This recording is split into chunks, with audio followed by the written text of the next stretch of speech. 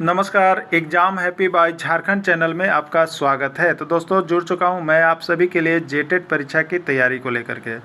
तो यहां पर जेटेट परीक्षा की तैयारी के न्यू सिलेबस को लेकर के हम जुड़ चुके हैं। तो न्यू सिलेबस पर आधारित सारे टॉपिक बाई टॉपिक आपको प्रश्न करवाए जा रहे हैं। ठीक है, देखिए आपको यहां पर बाजारू किताब एकदम नहीं लेना है। बहुत लोगों ने यहां पर बिजनेस बना करके किताब अपने ज़िले बाई ज़िले जा करके बेच दी है। वो किताब की कोई ज़रूरत नहीं थी आपको लेने की, लेकिन 1400, 1500, 2-2 हज़ार का यहाँ पर बेचा गया है। तो आप सभी उसके पीछे कभी भी दीवाना नहीं हुए। आप यहाँ पर हैंड रिटेन नोट्स पढ़ें। JCERT की जो जैक की किताब है उसको उठाइए और पढ़िए, जो कि सस्ते दामों पर आपको मिलती है। तो हम यहाँ पर आपके लिए, अगर जैक की किताब आप नहीं ले पाते हैं तो हम आपके लिए उसी को लेकर के यहाँ पर उपस्थित होते हैं, जो कि हैंड रिटेन नोट्स होता है। व्हाट्सएप ग्रुप से जोड़ करके आपकी सारी चीज़ें ऑनलाइन आपके एग्ज़ाम तक पढ़ाई जा रही है। देखिए अभी यहाँ पर सिलेबस को तो बढ़ा दिया गया है, लेकिन विद्यार्थियों के अनुरोध को देखते हुए, देखिए विद्यार्थियों के अनुरोध को देखते हुए हमारा फ़ी जो है यहाँ 500 रुपये है। 1 से 5 में जुड़िए या 6 से 8 में जुड़िए। बहुत ही सस्ते रेट पर आपको 1 से 5 में आपको क्षेत्रीय भाषा छोड़ करके सभी चीज़ों का क्लास दिया जा रहा है, जो कि बहुत ही आपके लिए सस्ता पड़ता है। लेकिन इसकी कीमत 800 बढ़ाई गई थी, लेकिन इसको फिर से विद्यार्थियों के अनुरोध को देखते हुए यहाँ पर मात्र 200 विद्यार्थियों के लिए, हमारी टीम ने 200 विद्यार्थियों के लिए एक बार फिर से 500 रुपये ही प्राइस रखने का विचार बनाया है। इसलिए आप सभी अभी के अभी अवश्य जुड़ जाइएगा, नहीं तो जब यह सीट भर जाएगी तो आपको यहाँ पर यह आपको मिलेगा 800 रुपये में। इसलिए अभी जैसे ही आपको वीडियो मिलता है यहाँ पर न्यू सिलेबस पर पढ़ने के लिए, इंटर तक का सिलेबस पढ़ने के लिए आप सभी हमारे साथ अवश्य जुड़ जाइएगा। लोहा का कुल्हाड़ी खरीदा। राम किसका कुल्हाड़ी खरीदा है? राम लोहा का कुल्हाड़ी खरीदा। रेखांकित शब्द में कौन सी संज्ञा है? रेखांकित शब्द में कौन सी संज्ञा है आपको बतलाना है। ठीक है, राम लोहा का कुल्हाड़ी खरीदा। रेखांकित शब्द कौन सा है देख लेते हैं हम लोग। तो रेखांकित शब्द हम लोगों के पास है लोहा। रेखांकित शब्द क्या है? लोहा। ये लोहा कौन सी संज्ञा होगी आपको बताना है। जातिवाचक संज्ञा, व्यक्तिवाचक संज्ञा, भाववाचक संज्ञा या द्रव्यवाचक संज्ञा। ठीक है, कौन सा संज्ञा में आएगा। देखिए एक चीज़ याद रखिएगा, यदि संज्ञा में आपको किसी भी तरह का डाउट है, यदि संज्ञा में आपको किसी भी तरह का डाउट है तो मेरा नोट्स और PDF इसका टोटल पढ़ा दिया गया, टोटल पढ़ा दिया गया संज्ञा, उसका ऑब्जेक्टिव भी करवा दिया गया है। अब आपका यहाँ पर हम लोग क्या चल रहा है, तो ये प्रैक्टिस सेट के अंतर्गत हिंदी का चल रहा है। ठीक है, मतलब हिंदी सिलेबस जो ओल्ड आधार पर है वो पूरी यहाँ से समाप्त हो गई है, और 1 to 5 के लिए तो न्यू आधार पर भी रहेगा, तो वो भी समाप्त हो गया। ठीक है, लेकिन 6 to 8 का सिलेबस अलग है, वो सिलेबस भी आपका इसी पैटर्न पर हो जाएगा, पूरी आशा है। ठीक है, आप देखते रहिए। तो ये सारा चीज़ आपको पता था। अगर हिंदी में आपको 15 में 15 लाना है, क्षेत्रीय भाषा हिंदी में 30 में लाना है आपको। यहाँ पर ग्रामर सेक्शन केवल देख लीजिएगा तो 30 में आपको जो है यहाँ पर 18 नंबर इससे आता है। ठीक है, अब देखिए यहाँ पर, तो चलिए टेस्ट में भाग लगाइए।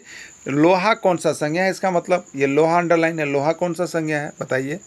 तो देखिए आपको बता देते हैं, मेटल वाली चीज़, मेटल क्या है? मेटल यानी धातु, मेटल यानी धातु, या लिक्विड वाली चीज़, लिक्विड माने द्रव।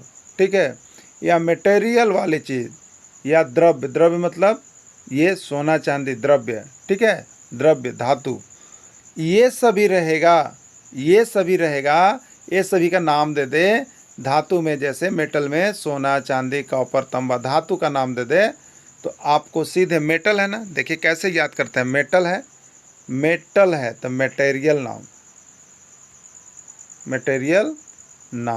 यानी मटेरियल नाउन मतलब क्या होता है आपको पता है? द्रव्यवाचक संज्ञा। क्या होता है मटेरियल नाउन का मतलब? द्रव्यवाचक संज्ञा। यानी अब आप कभी भी बना लेंगे, आपको लोहा दे दे, क्या दे दे? लोहा दे दे, सोना दे दे, चांदी दे दे, तो ये सब मेटल है। क्या है? मेटल है। मेटल मतलब मटेरियल नाउन, और मटेरियल नाउन का हिंदी क्या हो गया? द्रव्यवाचक संज्ञा। तो किस में जाएगा आपको बताइए? आंसर डी होगा, राइट आंसर डी होगा। हिंदी का पूरा तोड़ मैंने निकाल दिया है, पूरा जोड़ आपको मैंने दे दिया है। आप सभी जो नहीं जुड़ पाए हैं अभी के अभी अवश्य जुड़िए। बहुत ही कम फी आपके लिए रखी गई है। आप एक सब्जेक्ट का कीमत पर ही सिर्फ आप 4 सब्जेक्ट हमारे साथ 5 सब्जेक्ट पढ़ ले रहे हैं, सिर्फ और सिर्फ 500 रुपये रखी गई है। ठीक है, अब देखिए इसकी राशि बढ़ेगी, अवश्य बढ़ेगी, आपको मैं बता दे रहा हूँ। आप सभी अभी तक अगर नहीं जुड़े हैं तो जल्दी जल्दी जुड़ जाइए।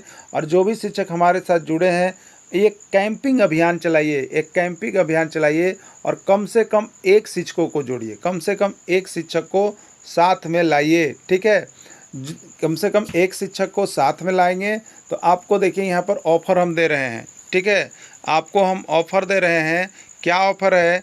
जो भी शिक्षक एक शिक्षक को ला रहे हैं, जो भी शिक्षक एक शिक्षक को ला रहे हैं, उनका जो यहाँ पर प्रैक्टिस सेट हम करवाएंगे, यहाँ जो हम प्रैक्टिस सेट करवाएंगे उनका राशि यहाँ पर 100 रुपये नहीं लगेंगे। प्रैक्टिस सेट में 100 रुपया मैं कम कर दूंगा।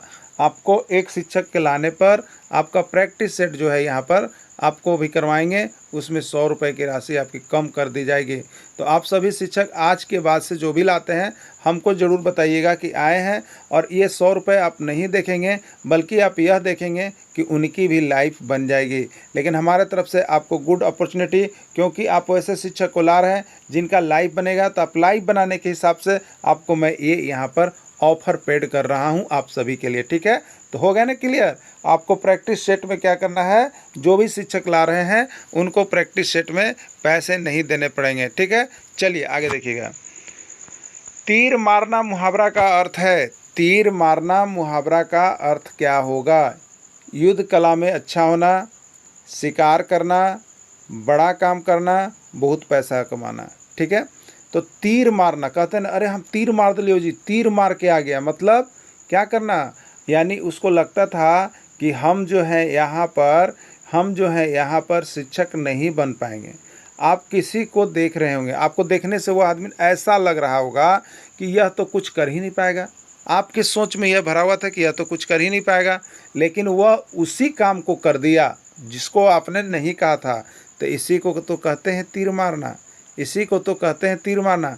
आप अपने मुँह से कह रही, वो तो तीर मार दिया यार, मतलब बहुत बड़ा काम कर गया, जो सोचा नहीं था वो बहुत बड़ा काम करना, यही राइट आंसर है, ठीक है, यही राइट आंसर है। ये आपका बिहार टेट का प्रश्न है। ये आपका किसका प्रश्न है? बिहार टेट का प्रश्न है, ठीक है। चलिए अगला देखिएगा। खेद का विलोम शब्द है। खेद का विलोम शब्द है गुण, अप्रश्न, मरना या प्रसन्नता, ठीक है। विलोम शब्द क्या होगा? खेद। खेद मतलब क्या होता है? दुख। खेद का मतलब खेद व्यक्त करना। अगर कोई किसी को कुछ में एक बुरी घटना हो जाती है तो हम लोग उसके प्रति क्या करते हैं? खेद प्रकट करते हैं। खेद मतलब यहाँ पर समझिए कि दुख प्रकट करते हैं। क्या प्रकट करते हैं? दुख प्रकट करते हैं, ठीक है। तो दुख का विलोम शब्द क्या होगा? प्रसन्नता होगा, खुशी होगा ना। तो प्रसन्न तो किस में दिया है? देखिए डी में दिया है। प्रसन्नता किस में दिया है? डी में। क्लियर? चलिए अगला देखिएगा। राम दूध 50 रुपये प्रति लीटर खरीदता है। राम दूध 50 रुपये प्रति लीटर खरीदता है। रेखांकित शब्द में कौन सी संज्ञा है? राम दूध 50 रुपये प्रति लीटर खरीदता है। रेखांकित शब्द में कौन सी संज्ञा है आपको बतलाना है, ठीक है। जातिवाचक, व्यक्तिवाचक, द्रव्यवाचक या भाववाचक, कौन सी संज्ञा है आपको बताना है, ठीक है। तो देखिए यहाँ पर रेखांकित शब्द को हम देखेंगे कौन सा हमको किया गया है। तो दूध देखिए रेखांकित किया गया है। दूध क्या रेखांकित किया गया है? दूध। दूध क्या चीज़ है? लिक्विड है। क्या चीज़ है? लिक्विड है। और क्या चीज़ है? द्रव है। तो द्रव है तो द्रव्यवाचक डालिए। द्रव है तो इसको द्रव्यवाचक डालिए, ठीक है। क्या डालिएगा? द्रव्यवाचक। क्लियर हो गया? तो दूध द्रव्यवाचक संज्ञा हो गया, यानी सी इसका राइट आंसर हो गया। क्लियर? यहाँ पर कोई डाउट है? नहीं। यह यूपी टेट का प्रश्न है। यह यूपी टेट का आपका प्रश्न है। क्लियर हो गए होंगे ना आप सभी? चलिए देखिए, आप सभी भी लाइव चैट कर रहे हैं, बहुत ही अच्छी बात है। आप सभी इसी तरह से देखिए हिस्सा बनिए लाइव चैट का, और सभी कोई करते रहिए, ठीक है।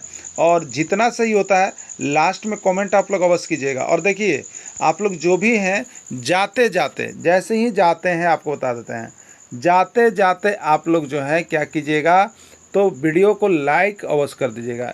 क्या होगा इससे? तो इससे अन्य शिक्षकों के पास यूट्यूब बहुत जल्द पहुंचाता है, इसलिए सभी का यहाँ पर जुड़ाव हो सके। और देखिए आपको बहुत से चैनल आ गए हैं, उसमें भी कोई कमी नहीं है, लेकिन आप ऑथेंटिक चीज़ पढ़िए। पहला चीज़ मैं बता दे रहा हूँ, जैक का पढ़िए किताब, जैक का किताब पढ़िएगा। जो नहीं पढ़ पा रहे ना, जो अन्य जगह जा रहे हैं और क्वेश्चन लग रहा है कि बहुत अच्छा लोग दे रहा है, आपको बता देते हैं वही क्वेश्चन एक दिन आपके लिए अभिशाप बनेगा। कुछ भी नहीं आएगा, कुछ भी नहीं आएगा। बता देता हूँ, प्रश्न जो है अनलिमिटेड है, अनलिमिटेड प्रश्न है इस वर्ल्ड में। आपको पढ़ना क्या है, आपको जाना कहाँ है, डिसाइड कीजिए। नहीं तो आप दिल्ली पहुँच रहे हैं और आपको जाना है यहाँ पर कहाँ, खुट्टी जाना है या देवघर जाना है या रामगढ़ जाना है या पलामू जाना है या हजारीबाग जाना है, आप डिसाइड कीजिए। आप डिसाइड कीजिए, अभी भी समय बहुत बचा हुआ है, कम नहीं है। तो जैक की किताब, जैक का नोट्स पढ़ने के लिए जुड़िए, जुड़िए, आज ही जुड़िए। आप लोगों के लिए ऑफ़र अब समाप्त होने वाला है, सिर्फ और सिर्फ अब यहाँ बहुत कम समय बच गया है। तो आप जल्द जुड़ जाइए और यहाँ से JCERT जैक का किताब पूरा 6 to 10 या 6 to 11 तक को हम यहाँ पर कवर अप करवा दे रहे हैं। ठीक है, प्रश्न यहाँ से बाहर नहीं जाएगा, समझ गया ना। चलिए देखिए, यहाँ पर नोट्स जो बना हुआ है, जिस शब्द से द्रव का पता चलता है द्रव्यवाचक संज्ञा के अंतर्गत आता है। राइट आंसर सी हो गया। क्लियर। चलिए देखिए, बुरी तरह हारना, बुरी तरह हारना के लिए सही मुहावरा कौन है? बुरी तरह हारना के लिए इसमें सही मुहावरा कौन है? यानी आपसे पूछा जा रहा है इसमें से 4 गो मुहावरा में से किसका अर्थ होगा बुरी तरह से हारना, किसका अर्थ होगा? ठीक है, मुंह खून से भर जाना, मुंह ताकते रहना, मुंह की खाना या मुंह उतरना, क्या होगा? ठीक है, तो बुरी तरह से हारने के लिए एक मुहावरा होता है मुंह की खाना। क्या होना? मुंह की खाना, यानी बुरी तरह हार जाना। ठीक है, ये प्रश्न कहाँ है? तो ये प्रश्न CG टेट का प्रश्न पूछा गया है, छत्तीसगढ़ टेट का प्रश्न है। ठीक है, तो ये मुहावरा आपको सब कुछ पढ़ा दिया गया, मुहावरा भी पढ़ा दिया गया, पूरा जितने राज्यों में है सबका मुहावरा का वीडियो भी दे दिया गया, PDF भी दे दिया गया। अब हिंदी का यहाँ पर लाइव टेस्ट आपका चल रहा है, तो आप टेस्ट में सुबह जो है आप ज़रूर भाग लीजिए। ठीक है, चलिए अगला देखिएगा। तम का विलोम शब्द है, तम का विलोम शब्द है। ठीक है, तम का विलोम शब्द क्या होगा आपको बताना है। ठीक है, देखिए तम का विलोम शब्द क्या है? अंधकार, रात्रि, निशाचर या ज्योति। तम का विलोम शब्द क्या है आप क्लियर कीजिएगा। देखिए आपको बता देते हैं, तम, तम का मतलब क्या होता है? अंधकार। तम का मतलब क्या होता है? अंधकार। याद रखिएगा, कुछ कुछ का वर्ड का अर्थ जानिएगा तभी कर पाइएगा। तम का मतलब होता है अंधकार। ठीक है, अब इस अंधकार का विलोम शब्द क्या होगा? तो अंधकार का विलोम शब्द तो अंधकार होगा ही नहीं, ये क्लियर हो गया। रात्रि भी नहीं होगा, ये भी क्लियर हो गया। निशाचर मैंने रात होता है, ये भी नहीं होगा। बचा आपके पास डी, ज्योति। क्या बचा? ज्योति। तो ज्योति बचा। तो ज्योति का मतलब क्या होता है आपको पता है ना? आपको पता है ना ज्योति का मतलब? तो ज्योति का मतलब भी होता है प्रकाश फैलाना। ठीक है, तो यहाँ पर तम का मतलब अंधकार था। क्या था? अंधकार था। अब अंधकार का उल्टा क्या हो जाएगा? तो प्रकाश हो जाएगा ना, यानी तम का ज्योति होगा। क्लियर हो गया। देखिए प्रश्न कहाँ पूछा? प्रश्न कहाँ पूछा? उत्तराखंड टेट, उत्तराखंड टेट और हरियाणा टेट में पूछा गया प्रश्न, हरियाणा टेट में पूछा गया प्रश्न है। ठीक है, चलिए नेक्स्ट प्रश्न देखते हैं। लड़का पेड़ से गिरा वाक्य में कौन सा कारक है? याद रखिएगा, देखिए कारक चैप्टर को हमने इस कदर पढ़ाया है कि आज के बाद लाइफ में कारक आज भुलाइएगा ही नहीं, कारक आप भुलाइएगा ही नहीं। और उसका एक और बेनिफिट होगा कि कारक से कोई भी प्रश्न पूछेगा तो देखिए सबसे इम्पोर्टेंट प्रश्न को भी हमने बता दिया है कि कौन सा प्रश्न कारक में बहुत सा इम्पोर्टेंट है, और उसी को हम प्रैक्टिस सेट में लेकर के आ रहे हैं। तो हिंदी जो नहीं भी देख पाए हैं, अगर प्रैक्टिस सेट कर लेते हैं तो आपको यहाँ से हिंदी और भी क्लियर अच्छे तरह से हो जाएगा। ठीक है, देखिए यहाँ पर ये प्रश्न यूटेट, याद रखिएगा यूटेट, एचटेट, बीटेट, सीजीटेट, प्रश्न सेम, लेकिन यहाँ चेंज है। किसी में कहा लड़का पेड़ से गिरा, किसी ने कहा पत्ता पेड़ से गिरा, किसी ने कहा आपका बाइक से आदमी गिरा। तो ये चेंज होता है, लेकिन ये से वाला गिरा वाला जो है ना बहुत आता है। ठीक है, एकदम गांठ मान लीजिएगा, इस प्रश्न को छप रहा है आपके एग्जाम में। ठीक है, तो चलिए अब देखिए यहाँ पर लड़का पेड़ से गिरा, क्लियर हो गया। देखिए लड़का पेड़ से गिरा, ये पेड़ है ना, ये पेड़ है, क्लियर है। इस पे क्या था? बच्चा अभी ये यहाँ पर चढ़ा हुआ था। ठीक है, ये अचानक क्या हुआ? पेड़ से गिर गया मतलब समझो कि इस कदर ये यहाँ पर आ गया। ठीक हुआ। ये क्या हुआ? तो बच्चा जो है पेड़ से अलग हुआ, अलग हो गया। अभी पेड़ को पकड़ा हुआ था, अब ये पेड़ से अलग हो गया। क्लियर हो रहा है ना? गिर गया मतलब पेड़ से अलग हो गया। तो जिस वाक्य में कारक के जिस वाक्य में से का अर्थ, से यहाँ कारक चिन्ह है, ठीक है, से कारक चिन्ह है, याद रखिएगा। तो जिसमें अलग होने का संकेत आएगा, जिसमें अलग होने का संकेत आएगा उससे, वहाँ पर से का अर्थ जो है आपको अपादान के सेंस में देना है। किसका देना है? अपादान कारक। ठीक है, याद रखिएगा, अपादान कारक कब? जब वह अलग होगा तब। देखिए एक और प्रश्न देते हैं, पत्ता पेड़ से गिरा, पत्ता पेड़ से गिरा। ठीक है, पेड़ है, क्या है ये? पेड़ है, इसमें क्या लगा हुआ है? पत्ता लगा हुआ है।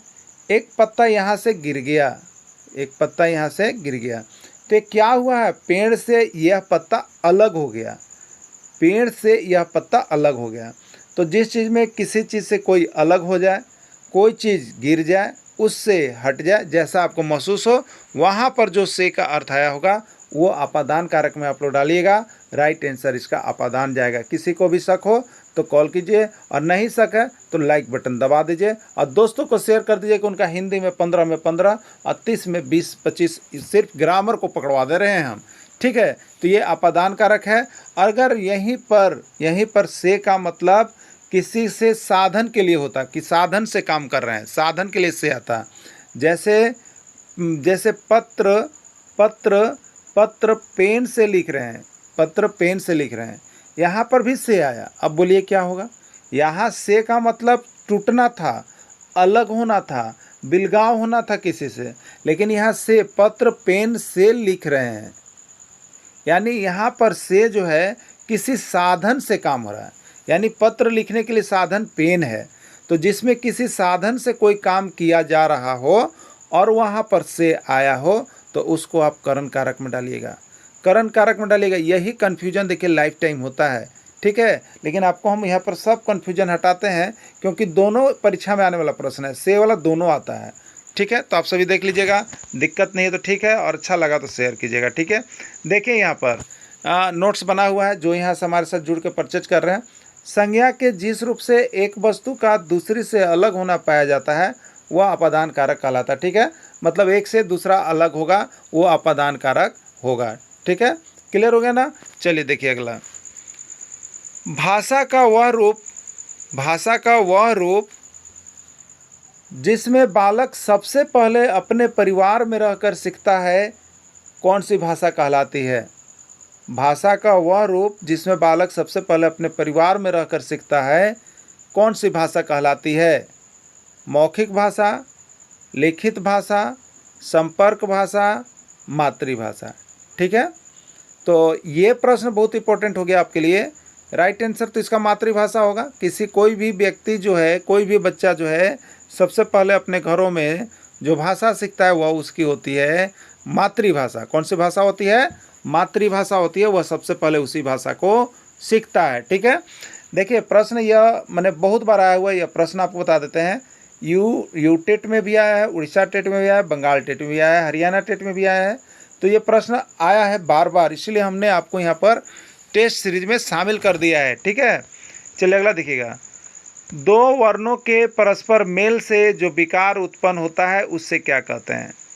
दो वर्णों के परस्पर मेल से जो विकार उत्पन्न होता है उससे क्या कहते हैं? देखिए याद रखिए, आप जो अभी तक कोई वीडियो ऐसा हो जो आपको मेरा वीडियो नहीं मिला हो हिंदी का, तो हिंदी का पूरा वीडियो डिटेल्स किया हुआ है, लेकिन नहीं भी मिला है तो आप इस लाइव टेस्ट में यदि आप जुड़ते हैं तो आपको हिंदी पूरा कवर अप हो जाएगा, पूरा कवर अप इसी लाइव टेस्ट से आपका हो जाएगा। ठीक है, तो आप ज़रूर जुड़ जाइए और अपने इष्ट मित्रों को भी शेयर कीजिए, और आज से कैंपिंग अभियान चला करके आप यहाँ पर एक शिक्षक को अपने साथ अवश्य लाइए कि जिनसे उनका भी यहाँ पर लाइफ बन सके। ठीक है, चलिए देखिएगा, तो दो वर्णों के मेल से जो विकार उत्पन्न होता है उसको क्या कहते हैं हम लोग, पता होगा आपको, उसको संधि कहते हैं। डी हो गया, जैसे दो वर्ण, एक है सम, एक सम है, और एक दूसरा वर्ण है सार।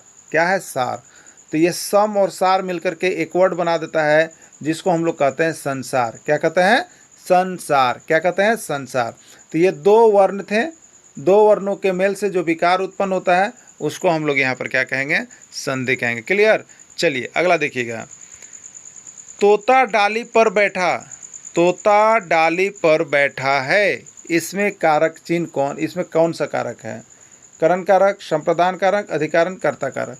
देखिए सबसे पहला चीज़ तो आप कारक का पूरा डिटेल्स पढ़ लीजिएगा। कारक जो है पढ़ा दिया गया है, देख लीजिएगा। तो कारक का चिन्ह तो आपको याद रखना होगा। कारक का चिन्ह याद रखिएगा तब तो बताइएगा ना। कर्ता का क्या होता है? ने। कर्म का क्या होता है? कर्ता ने कर्म को। करण का क्या होता है? से। अपादान से होता है। ठीक है। अब देखिए तो ये याद यदि रहेगा तो आपका नाम ले लीजिएगा। तो ये सारा चीज़ पढ़ा दिया गया है, आप लोग जा करके देख लीजिएगा। सिलेबस पूरा कंप्लीट हो गया है हिंदी का। अब इसको यहाँ पर हम लोग लाइव टेस्ट करेंगे तो इसमें भी आपका कुछ क्लियर हो जाएगा। तो प्रश्न क्या था? तोता डाली पर बैठा है, पर ये किस कारक का चिन्ह है? तो अधिकरण कारक का चिन्ह होता है में और पर। अधिकरण कारक का चिन्ह होता है में और पर। तो यहाँ पर लगा हुआ है और ये चिन्ह होता है अधिकरण कारक का। तो देखिए कारक का चिन्ह तो आप सभी को याद रख लीजिएगा, सब पढ़ा दिया गया है, वहाँ से देख लीजिएगा। ठीक है, क्योंकि एक प्रश्न आपका कारक से रहेगा। क्लियर हो गया? चलिए यहाँ देखिएगा विभक्ति चिन्ह है। अधिकरण कारक का विभक्ति चिन्ह पर होता है, वह अधिकरण कारक होता है। तो अधिकरण कारक का में और पर होता है। क्लियर हो गया? चलिए अगला देखिएगा। कौन कौन सी भाषा देवनागरी लिपि में लिखी जाती है?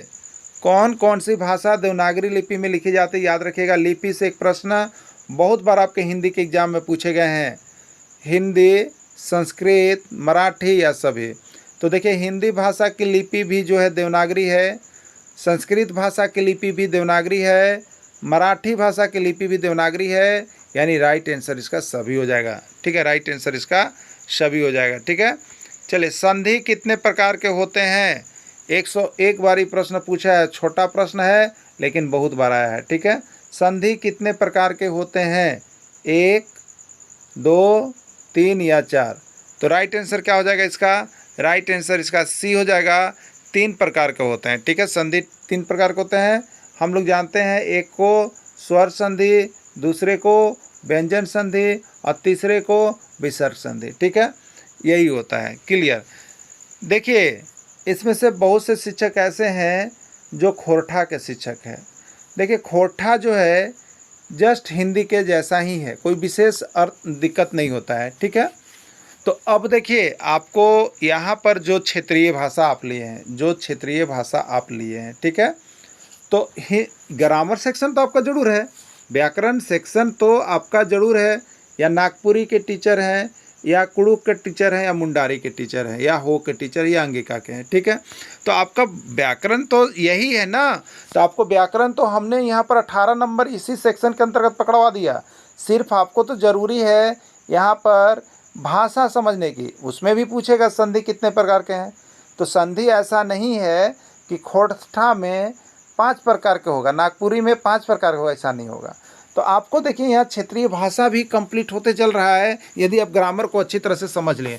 सिर्फ आपको टेक्स्ट बुक से जो पाठ्य पुस्तक से प्रश्न पूछे जाएंगे वही आपको समझिए तैयारी करने की आवश्यकता है, तो वो आप देखेंगे। ठीक है, या नहीं तो समय मिलने पर आपको हो सकता है, लेकिन अभी क्षेत्रीय भाषा को छोड़ करके ही हम यहाँ पर आप सभी का एडमिशन कर रहे हैं, क्योंकि हमारे पास भी कम समय में बहुत बड़ा सब्जेक्ट पड़ा हुआ है जो हमको करवाना है। ठीक है, जो हो गया है उसका मैं एक क्लास डेली यहाँ पर प्रैक्टिस करवाते चलूँगा। ठीक है, जो नहीं हुआ है उसको अभी पहले कंप्लीट करेंगे हम लोग। ठीक, और सिलेबस जैसी अपडेट होता है तो टेस्ट सीरीज भी चालू कर देना है। ठीक है, टेस्ट सीरीज के बारे में बाद में घोषणा की जाएगी, अभी आप लोग किसी भी प्रकार का राशि हमको नहीं भेजेंगे। ठीक है, चलिए अगला देखिएगा। किस कारक में से विभक्ति का प्रयोग साधन के अर्थ में किया जाता है? किस कारक में से विभक्ति का प्रयोग साधन के रूप में किया जाता है? ठीक है, देखिए से विभक्ति जो होता है यहाँ पर ऑप्शन है अपादान, कर्ता कारक, करण कारक या संप्रदान कारक। ठीक है, अब देखिए से जो विभक्ति होता है वो अपादान कारक का और करण कारक, अपादान कारक का भी विभक्ति में से है और करण कारक का भी विभक्ति में से है। तो ये से मतलब साधन के रूप में जब आएगा तो कौन कारक लीजिएगा? अपादान लीजिएगा या करण लीजिएगा। क्लियर? देखिए आपादान में अभी हमने आपको बताया था, कोई भी चीज़ उससे अलग होता है। कोई भी चीज़ किसी चीज़ से जब लगा हुआ है तो वह अलग हो जाएगा। जब जिसमें अलग हो जाएगा तो इसमें साधन तो कुछ नहीं हुआ। इसमें आप क्या साधन लिए, वो तो खुद ऑटोमेटिक वो चीज़ था, एक दूसरे से अलग हो गया। इसमें साधन कोई भी काम करने के लिए हम नहीं लिए, तो इसमें अपादान कारक तो ऑलरेडी नहीं होगा। अपादान कारक ऑलरेडी नहीं होगा, कर्ता कारक होता ही नहीं संप्रदान, तो होगा कौन, करण कारक। करण कारक में से विभक्ति जो आता है उस साधन के लिए आता है। कैसे, तो देखिए बता रहे हैं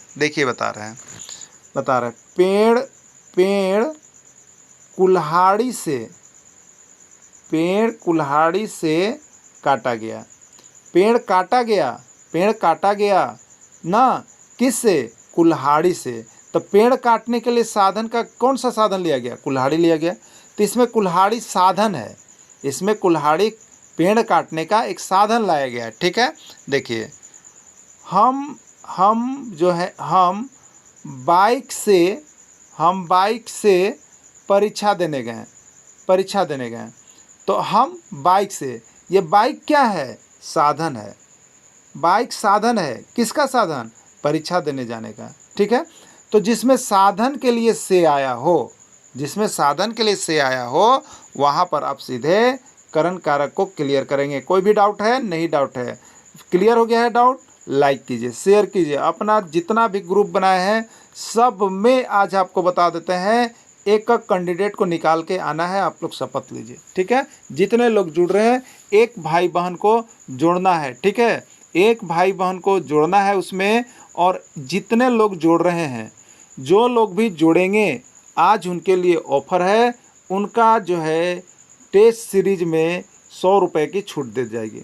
100 रुपये की आपको छूट दे दी जा रही है, तो आप सभी अभी कभी अवश्य जुड़िएगा। ठीक है, चलिए देखिएगा करण कारक में देखिए नोट्स वाले के लिए, करण कारक में जहाँ पर से का प्रयोग साधन के लिए होता है, वहीं पर अपादान कारक के लिए से का प्रयोग अलग होने के लिए किया जाता है। तो यहाँ पर से का प्रयोग साधन करण कारक के लिए और अलग होने के लिए करण कारक है। क्लियर, चलिए भारतीय संविधान में कितनी भाषाओं की स्वीकृति प्रदान की गई है, प्रश्न 1001 बार पूछा गया है, बहुत ही MBBI प्रश्न है, ये प्रश्न क्लियर हो गया है।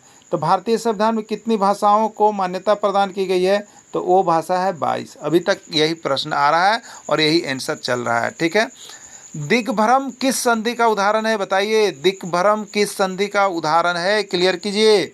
संधि भी पढ़ लीजिएगा, संधि भी क्लियर करवा दिया गया है आप सभी को। सबका नोट्स PDF जो जुड़ते हैं लोग उनको पर्सनली नंबर पर ये सारा वीडियो दे दिया गया है, आप सभी देख लीजिएगा, थोड़ा सा बारीकी से पढ़िएगा, सब कुछ नोट्स और वीडियो आपको अवेलेबल करा दिया गया है। ठीक है, और बाकी नए वीडियो जो है, जो हमारे साथ लोग जुड़ रहे हैं उनका क्लास कहाँ चल रहा है, तो व्हाट्सअप ग्रुप में आपको नंबर मिलता है, ग्रुप मिलता है, उसमें जा कर के आप डेली यहाँ पर PDF और डेली यहाँ पर लाइव टेस्ट और डेली यहाँ पर पूछने का भी सुविधा आपको दोनों देखने के बाद दिया गया है। ठीक है, तो अभी कभी अवश्य जुड़िएगा कम में।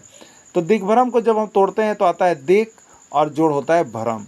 ये दोनों क्या है, तो दोनों का अंतिम, इसका भी व्यंजन है और ये भी व्यंजन है। तो जब दो व्यंजन वर्ण जुड़ेंगे तो उसको व्यंजन संधि हम लोग कहेंगे। ठीक है, तो ये B इसका राइट आंसर हो जाएगा, व्यंजन संधि हो जाएगा। क्लियर, चलिए अगला दिखेगा, बिल्ली छत से कूद पड़ी। बिल्ली छत से कूद पड़ी, तो बिल्ली अभी क्या थी बताइए भैया, बिल्ली अभी छत पर चिपकी हुई थी। बिल्ली अभी छत पर क्या हुई थी, चिपकी हुई थी। अब ये छत से कूद गई, ये छत से क्या हो गया, कूद गई बिल्ली। अब बताइए क्या हुआ, तो ये छत से अलग हो गई, ये छत से अलग हो गई कि नहीं हो गई। तो जिसमें किसी से कोई अलग होने के लिए से का प्रयोग कर रहा है, तो किस में डालिएगा, जल्दी बोलिए, जल्दी जल्दी कमेंट कीजिए, जल्दी कमेंट, आपादान कारक, आपादान कारक। क्लियर, क्लियर है ना। प्रश्न देखिए 101 बार, एक दो बार ये नहीं, प्रश्न अलग होने वाला, अपादान वाला बार बार आ रहा है, एकदम याद करके ही जाइएगा। चलिए अगला देखिएगा, जिस संज्ञा से अलग होने का भाव प्रकट होता है अपादान कारक कहते हैं। ठीक है, क्लियर है। भारत सरकार ने हिंदी को राजभाषा कब घोषित किया, भारत सरकार ने हिंदी को राजभाषा कब घोषित किया गया। ठीक है, 14 सितंबर 1942, 14 सितंबर 1943, 14 सितंबर 1949, 14 सितंबर 1950। ठीक है, तो देखिए भारत सरकार ने हिंदी को राजभाषा के रूप में 14 सितंबर 1949 ईस्वी को घोषित किया। ठीक है, 14 सितंबर 1949 ईस्वी को घोषित किया। ठीक है। जगन्नाथ किस संधि का उदाहरण है? जगन्नाथ किस संधि का उदाहरण है आपको बताना है। ठीक है। जगन्नाथ का संधि विच्छेद कीजिए तो होता है जगत जोड़नाथ। जगत जोड़नाथ, दोनों व्यंजन, जिसमें दोनों व्यंजन आ रहा हो वो व्यंजन संधि में चला जाएगा, व्यंजन संधि में चला जाएगा। ठीक है, तो जगन्नाथ जो है आपका व्यंजन संधि हो जाएगा। अगला देखिए, गीता हाथ से मारती है, गीता हाथ से मारती है में कौन कारक है? गीता हाथ से मारती है, यहाँ पर गीता हाथ से मारती है इस वाक्य में कौन कारक है? तो देखिए, कारक तो यहाँ पर चिन्ह से है, हाथ से मारती है गीता, तो मारने के लिए कौन सा साधन का प्रयोग कर रही है? हाथ प्रयोग कर रही है। गीता मारने के लिए कौन सा साधन लगाई है? कोई छड़ी से मारता है, कोई बेल्ट से मारता है, तो हाथ से मारती है। ठीक है, तो ये हाथ जो है किसके रूप में आया है? साधन के रूप में आया है ना। तो साधन के रूप में आया है तो क्या आपको बताए हैं हम? करण कारक। क्या बताए हैं? करण कारक। तो करण कारक इसका राइट आंसर हो जाएगा। ठीक है, किसी साधन से जब कार्य किया जाता है तो करण कारक। कौन सी भाषा रोमन लिपि में लिखी जाती है? अंग्रेजी, जर्मन, फ्रेंच, सभी। राइट आंसर इसका सभी होगा। अंग्रेजी की भाषा, जर्मन की भाषा, फ्रेंच की भाषा। सदैव में प्रयुक्त संधि का नाम बताइए। सदैव में प्रयुक्त संधि का नाम बताइए। ठीक है, सदैव में प्रयुक्त संधि का नाम बताइए। सदा, देखिए आ रहा है, और जोड़ एव, दोनों स्वर हो जाएंगे, दोनों स्वर हो जाएंगे। देखिएगा तो स्वर संधि क्या हो जाएगा? स्वर संधि। क्लियर है? अगला देखिए, ए रमेश, ए रमेश यहाँ आओ, ए रमेश यहाँ आओ, इस वाक्य में कौन सा कारक है? इस वाक्य में कौन सा कारक है? ठीक है, अधिकरण कारक, विभक्ति चिन्ह याद रखिएगा, विभक्ति चिन्ह कारक का आज याद कर लीजिएगा सबको आप लोग। में पर, कर्ता ने, ठीक है, करण से, तो ये क्या हुआ? संबोधन। ए, ओ, ए जी, ओ जी, लो जी, सुनो जी, सब ये सब संबोधन के भागा है। रेखांकित शब्द में कौन सी संज्ञा है? आपको बताना है कि राम मोबाइल चोरी करके भागा है। रेखांकित शब्द में कौन सी संज्ञा है? जातिवाचक, व्यक्तिवाचक, भाववाचक या संज्ञा? ठीक है, देखिए यहाँ पर रेखांकित शब्द मोबाइल है। रेखांकित शब्द क्या है? मोबाइल है। ठीक है, रेखांकित शब्द क्या है? मोबाइल है। क्लियर? तो देखिए, रेखांकित शब्द मोबाइल है, इसलिए मोबाइल जो है आपको देखिए ये जातिवाचक होगा। मोबाइल कौन सी संज्ञा होगा? जातिवाचक संज्ञा होगा। क्यों होगा? क्योंकि देखिए मोबाइल की यहाँ पर नाम है, कंपनी है। अगर यही कहता मोबाइल में नोकिया, क्या कहता? नाम लिख देता नोकिया मोबाइल, तो यह जाता व्यक्तिवाचक में। नाम में लिख देता है सैमसंग मोबाइल, ये जाता जातिवाचक में, ये जाता व्यक्तिवाचक में। ठीक है, अगर मोबाइल का नाम दिया तो व्यक्तिवाचक, लेकिन ओनली फॉर मोबाइल लिखा, इसका मतलब मोबाइल की जाति का बोध कर रहा है। किसका कर रहा है? मोबाइल की जाति का बोध हो रहा है। जिसमें जाति का बोध हो रहा होगा उसको हम लोग क्या कहेंगे? यहाँ पर जातिवाचक संज्ञा कहेंगे, इसलिए मोबाइल जो है जातिवाचक संज्ञा है। क्लियर? चलिए अगला देखिएगा, अपने पैरों कुल्हाड़ी मारना मुहावरा का सही अर्थ क्या है? अपने पैरों कुल्हाड़ी मारना मुहावरा का सही अर्थ क्या है? बिहार टेट का पूछा गया प्रश्न था। कुल्हाड़ी से पैर काटना, अपना नुकसान स्वयं करना, पैरों से असंभव कार्य करना, कठिन कार्य करना। ठीक है, इसका आंसर क्या होगा? तो अपना नुकसान स्वयं ही करना होगा। देखिए प्रश्न इस तरह के आ रहे हैं। आपका भी चाहे आप 1 से 5 शिक्षक की तैयारी कर रहे हैं, चाहे 6 से 8 शिक्षक की तैयारी कर रहे हैं, प्रश्न यहीं से छपेगा, बाहर से जाना नहीं है। आप लोग देखिए सिलेबस को देख के होपलेस नहीं होंगे, सिलेबस सब यही आने जा रहा है, सिर्फ आपका समय जा रहा है, फिर आप कहीं के नहीं रहिएगा। ठीक है, सिलेबस भी चेंज हो जाएगा, फिर आपके पास समय बचेगा नहीं, इसलिए जो चल रहा है उसको तैयारी करते चलिए। कम से कम जो कॉमन सब्जेक्ट है उसमें आप दंगल मारने का कोशिश कीजिए। जैसे कॉमन सब्जेक्ट में आपका हिंदी जो आना है, इंग्लिश जो आना है, सीडीपी जो आना है, ये सभी कॉमन सब्जेक्ट हैं, इसको तो लेके ही चलिएगा। ठीक है, लिखित का विलोम शब्द क्या है? पुरोहित, अलिखित, मौखिक या पुरातन? तो लिखित का क्या होता है? मौखिक होता है। लिखित का मौखिक होता है। ठीक है, प्रश्न कहाँ आया? सीजी टेट में आया। कहाँ आया? सीजी टेट में आया हुआ है। अगला है, गुलाब जामुन बहुत ही मीठा है। गुलाब जामुन बहुत ही मीठा है, ये रेखांकित शब्द में कौन सी संज्ञा है? ठीक है, जातिवाचक, जातिवाचक, तो यहाँ देखिए जो रेखांकित किया गया है वो मीठा है, क्या है? मीठा। ठीक है, अगर गुलाब जामुन रहता तो क्या आ जाता? गुलाब जामुन जाता तो व्यक्तिवाचक में चला जाता, लेकिन यहाँ पर मीठा है। तो वैसी चीज़ें जिसको हम अनुभव करते हैं, जिसको हम खाते भी हैं, अनुभव करते हैं, लेकिन वो किसी को व्यक्त नहीं कर सकते हैं, यानी जो संज्ञा जो किसी को हम व्यक्त नहीं कर सकें, सिर्फ अपने अनुभव करते हैं, वैसी संज्ञा को हम लोग यहाँ पर भाववाचक संज्ञा के लेकर चलते हैं। और दूसरे शब्दों में कहिएगा तो वैसी संज्ञा जिसमें स्वाद से संबंध हो, जिसमें स्वाद दिया गया हो, तो स्वाद से संबंधित संज्ञा को भी हम लोग भाववाचक संज्ञा में लाते हैं। ठीक है, तो यहाँ पर कौन सी संज्ञा हो जाएगा? भाववाचक संज्ञा हो जाएगा मीठा। मीठा कैसा है?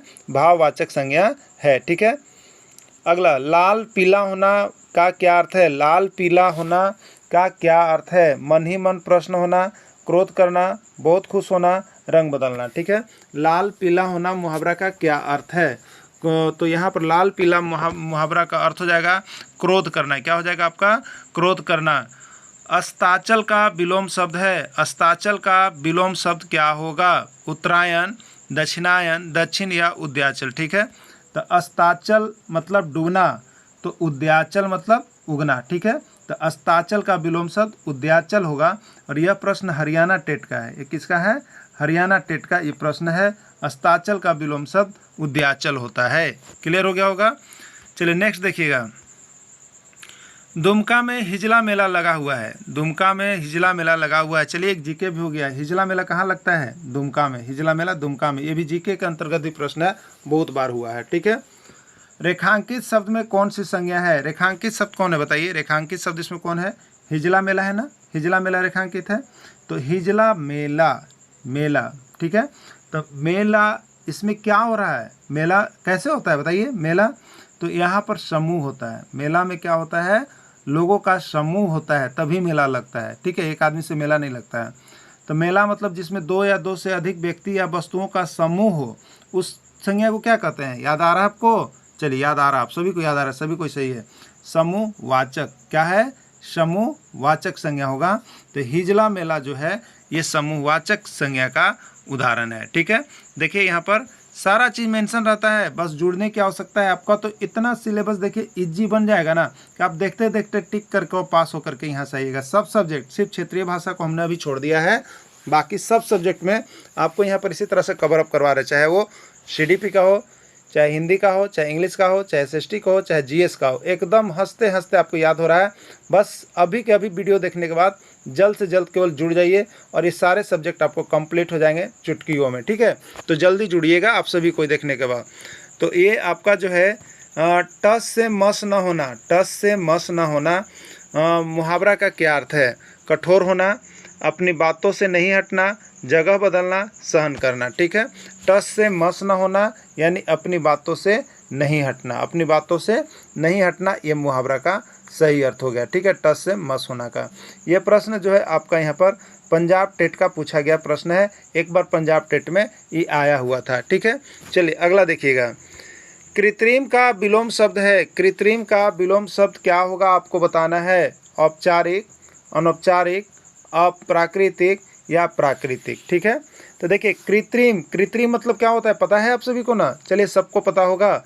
कृत्रिम मतलब जो मानव द्वारा, मानव निर्मित संसाधन को, मानव निर्मित, मानव के द्वारा जो भी चीज़ तैयार किया गया वो कृत्रिम है, वो कृत्रिम है। ठीक है, जैसे देखिए यहाँ पर एक प्रश्न हम आपको बता देते हैं, खाद क्या है? ये खाद। और क्या है ये? उर्वरक। क्या है ये? उर्वरक। उर्वरक क्या है? ये मैडमैन, कृत्रिम चीज़ है, कृत्रिम चीज़ है जिसमें आप क्या कर सकते हैं? DAP लेते हैं ना, यूरिया लेते हैं, ये मैन मेड है, आदमी के द्वारा बनाया गया है। तो ये उर्वरक है जिसमें NPK होता है, नाइट्रोजन, फास्फोरस, पोटेशियम। देखिए यही प्रश्न आपका JTET में आया था कि NPK का क्या अर्थ है? तो N का मतलब हो गया नाइट्रोजन, P का मतलब फास्फोरस, K का, ये केमिस्ट्री में संकेत होता है ना। तो यही चीज़ हमको देखिए मैडमैन यानी कृत्रिम चीज़। ये जो DAP यूरिया है क्या चीज़ है? कृत्रिम है। लेकिन खाद, खाद जो कहेंगे तो वो प्राकृतिक है। ठीक है, प्राकृतिक है, सड़ गल करके होता है। देखिए क्या होता है, उसमें आदमी नहीं बनाता है, सिर्फ क्या किए तो पेड़ पौधे के सड़े गले पत्तियां ये सब आपस में क्या होती है, अपने आप स्वतः गर्मी से सूखता है, पानी में सड़ता गलता है और जो तैयार होता है ना, उसी को हम लोग खाद कहते हैं। मैडमेन नहीं, ये खाद है, मतलब कि अपने निर्माण हुआ है। ठीक है, चलिए अगला देखिएगा। वाचक संज्ञा का उदाहरण है, जातिवाचक संज्ञा का उदाहरण है राम, मोहन, रहीम या पुरुष। कौन सा इसमें से जातिवाचक संज्ञा का उदाहरण है? ये आपका बिहार टेट का पूछा गया प्रश्न है। देखिए हमने यहाँ पर आपको जो है संज्ञा का पूरा वीडियो समाप्त कर दिया गया, संज्ञा का पूरा पार्ट समाप्त कर दिया गया है। आप सभी जो अभी तक नहीं जुड़ पाए हैं वो जल्दी जल्दी जुड़िए, और यहाँ जितना नोट्स पीडीएफ तैयार हो गया है वो आपको अभी तुरंत दे दिया जाता है, और बाकी नए नोट्स और पीडीएफ जो बनते हैं उसके लिए व्हाट्सएप ग्रुप में जोड़कर तैयारी करवाया जा रहा है। जो सबसे बेस्ट ऑप्शन अभी तक के यहाँ पर देखा गया है वो है सभी यहाँ पर कमज़ोर से कमज़ोर विद्यार्थियों के लिए भी यह बहुत अच्छा है। तो आप सभी अभी कभी जुड़िएगा, सिर्फ और सिर्फ आपको यहाँ अभियान चला के 500 रुपये में ही नोट्स, देखिए 500 रुपये में ही क्या दे दिया जा रहा है आपको, नोट्स भी दे दिया जा रहा है, साथ में क्लास भी दे दिया जा रहा है, साथ में बात करने की सुविधा, और सारा चीज़ लेटेस्ट सिलेबस के आधार पर करवा दिया जा रहा है, इसलिए जल्दी जुड़िएगा। ठीक है, देखिए जातिवाचक संज्ञा का उदाहरण है, आपको बताना है। तो जातिवाचक संज्ञा में होता क्या है, तो जिससे पूरे जाति का बोध हो। राम से क्या हो रहा है, राम से एक पर्सनल व्यक्ति का बोध हो रहा है। ठीक है, तो जिसमें किसी भी नाम हो, कोई भी नाम हो, तो वो अगर चाहे वो व्यक्तिवाचक संज्ञा में चला जाएगा। तो राम व्यक्तिवाचक संज्ञा है, मोहन ठीक है व्यक्तिवाचक संज्ञा है, रहीम व्यक्तिवाचक संज्ञा है। लेकिन पुरुष से पूरे पुरुष जाति का बोध हो रहा है, पुरुष जाति का बोध हो रहा है, इसलिए यह जो है जातिवाचक संज्ञा में जाएगा। ठीक है, तो इसमें कौन जातिवाचक संज्ञा में गया, पुरुष गया, यही इसका राइट आंसर हो जाएगा। देखिए यहाँ पर लिखा हुआ है, जो नोट्स परचेज पीडीएफ करते हैं वो यहाँ पर पुरुष से पुरुष जाति का बोध होता है, अतः पुरुष जो है जातिवाचक संज्ञा का उदाहरण है। क्लियर हो गया होगा ना, जातिवाचक क्लियर है। देखिए यहीं से दो प्रश्न हमेशा लोगों को प्रॉब्लम करता है, जातिवाचक को समझना पूरा प्रॉब्लम होता है। ठीक है, इसलिए जातिवाचक को बढ़िया तरफ से समझिएगा। अगला प्रश्न है, घाट घाट का पानी पीना, घाट घाट का पानी पीना मुहावरे का सही अर्थ क्या है? रोजगार का नए अवसर तलाशना, अत्यंत लज्जित होना, तरह तरह का अनुभव प्राप्त करना, अनेक लोगों से मित्रता करना। ठीक है, यहाँ पर देखिए ये प्रश्न जो है यूपी टेट में पूछा गया प्रश्न है। ठीक है, घाट घाट का पानी पीना मुहावरे का अर्थ क्या है? तो घाट घाट का पानी पीना मुहावरे का अर्थ है कि प्रत्येक प्रकार का तरह तरह का अनुभव प्राप्त करना। यानी आप अनुभव कैसे प्राप्त करेंगे? जब आप विभिन्न जगहों पर जाएंगे, रहेंगे, तो विभिन्न जगह का अनुभव प्राप्त होगा, विभिन्न लोगों के साथ रहेंगे तो उन विभिन्न लोगों के का अनुभव प्राप्त होगा। तो उसी को कहते कि तो आदमी घाट घाट के पानी पी ले हो। लोग कहता है कि आदमी घाट घाट के पानी पी के आया है, मतलब सब तरह के काम करके आया है, सब कामें करके आया है, तो उसको क्या होगा, सब काम कर रहा है तो उसको सब तरह के अनुभव प्राप्त हो रहा है कि ना हो रहा है? हो रहा है ना। तो घाट घाट का पानी पीना मुहावरा का अर्थ है तरह तरह का अनुभव प्राप्त करना। ठीक है, चलिए अगला देखिएगा। तरल का विलोम शब्द है तरल, तरल का विलोम शब्द होगा। ठीक है, तरल का विलोम शब्द है ठोस, अठोस, द्रव या गैस। ठीक है, ये असम टेट का प्रश्न है। ये किसका है? असम टेट का प्रश्न है कि तरल का विलोम शब्द है, क्या है तरल का विलोम शब्द? ठीक है, तो तरल मतलब क्या होता है? लिक्विड होता है। तरल मतलब क्या होता है? लिक्विड होता है, यानी द्रव होता है। और द्रव का क्या हो जाएगा? तो यहाँ पर ठोस हो जाएगा। क्या हो जाएगा? क्या हो जाएगा? ठोस होगा। ठीक है, तरल का क्या हो जाएगा? ठोस हो जाएगा ना। अगला, बुढ़ापा में संज्ञा है, बुढ़ापा में संज्ञा है, बुढ़ापा में संज्ञा है बताना है आपको। ठीक है, ये प्रश्न जेटेट में भी आया हुआ था। ठीक है, बिहार टेट में भी आया हुआ था, ये असम टेट में भी आया हुआ था, यूपी टेट में भी आया हुआ था। ठीक है, कि बुढ़ापा में कौन सी संज्ञा है? बहुत ही इंपॉर्टेंट प्रश्न सब जगह आया है। जातिवाचक संज्ञा है, भाववाचक संज्ञा है, स्पर्शवाचक संज्ञा है, व्यक्तिवाचक संज्ञा है। ठीक है, तो बुढ़ापा देखिए वैसी संज्ञा, कैसी संज्ञा? वैसी संज्ञा जिसमें अवस्था को बताया जाता है, जिसमें अवस्था को बताया जाता है, या कह लीजिए कि वैसी संज्ञा जिसको सिर्फ अनुभव किया जा सकता है, दिखाया नहीं जा सकता है। ठीक है, सिर्फ अपने आप में अनुभव किया जा सकता है, दिखाया नहीं जा सकता है, व्यक्त नहीं किया जा सकता है, वैसी संज्ञा को हम लोग यहाँ पर भाववाचक संज्ञा कहते हैं। ठीक है, यानी जिसमें अवस्था को दर्शाया जाए वह भाववाचक संज्ञा है। तो बुढ़ापा कौन सी संज्ञा है? अवस्था को बता रहा है, अतः यह जो है आपका भाववाचक संज्ञा में जाएगा। ठीक है, चलिए नेक्स्ट प्रश्न देखते हैं। जिस शब्द से देखिए यहाँ पर उसी का नोट्स बना हुआ है, नोट्स बना हुआ है यहाँ पर, जल्दी जल्दी जुड़िए आप लोग। नोट्स देखिए बनाया हुआ इस तरह से, आपको कोई भी मेहनत इतना 500 रुपया में करके नहीं पढ़ाएगा, आपको बता दे रहे हैं। क्योंकि इतना जितना आपको नोट्स, जितना PDF दिया जा रहा है वो समझिए आप लोगों के काबिल तारीफ़ है, जो कि आपको हाथ से बना करके दिया जा रहा है। तो आप किसी भी चैनल में जुड़े हैं, कहीं भी जुड़े हैं, फिर भी आप यहाँ से आपको बता देते हैं, ये विभिन्न राज्यों के शिक्षक पात्रता परीक्षा और जैक का किताब से जो लिखा हुआ मिल रहा है ना, तो आप सभी के लिए देखिए रामबाण काम करेगा, रामबाण काम करेगा ये औषधि के रूप में। तो आप सभी अभी के अभी ज़रूर जुड़िएगा, जो नहीं जुड़ पाए हैं वो भी आज ज़रूर जुड़िए। ठीक है, तो जिस शब्द से किसी भी अवस्था का बोध होता है वो भाववाचक है। चादर के बाहर पैर पसारना मुहावरा का सही अर्थ क्या है? चादर के बाहर पैर पसारना मुहावरा का सही अर्थ क्या है, आपको बताना है। ठीक है, चादर के बाहर पैर पसारना मुहावरा का सही अर्थ क्या है? खूब कमाना, आय से अधिक व्यय करना, शेखी बघारना, अत्यधिक व्यय करना। ठीक है, देखिए यही प्रश्न जो है आपका किसका है?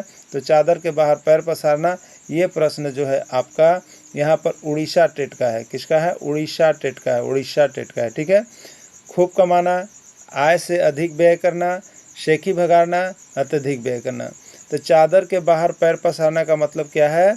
आय से अधिक व्यय करना, आय से अधिक व्यय करना, ये होता है चादर के बाहर पैर पसारना का मुहावरा। अगला है, निकास का सही विलोम शब्द है। निकास का सही विलोम शब्द क्या होगा, आपको बताना है। निकास का सही विलोम शब्द क्या है? ठीक है, ये प्रश्न जो है आपका यहाँ पर CG टेट का है। किसका है? CG टेट का है।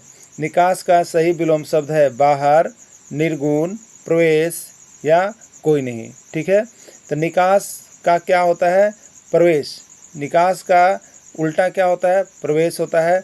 निकास का उल्टा प्रवेश होगा। ठीक है, कितना सही हो रहा है आप सभी लास्ट में ज़रूर कमेंट कीजिएगा, और जब भी आप वीडियो को लास्ट करते हैं तो लाइक ज़रूर दबा दीजिएगा और दोस्तों को ज़रूर यहाँ पर शेयर कर दीजिएगा, क्योंकि सारे लोगों के पास पहुँच सके और सारे लोग इससे जो है यहाँ पर जेटेट पास कर सके। क्योंकि अभी जो 24,000 देखिए बहाली जो आपकी आनी है, 24,000 बहाल जो आनी है, उसमें आप सभी यहाँ पर शामिल हो सके, इसके लिए हमारा टीम पूरा आपके लिए प्रयास कर रहा है।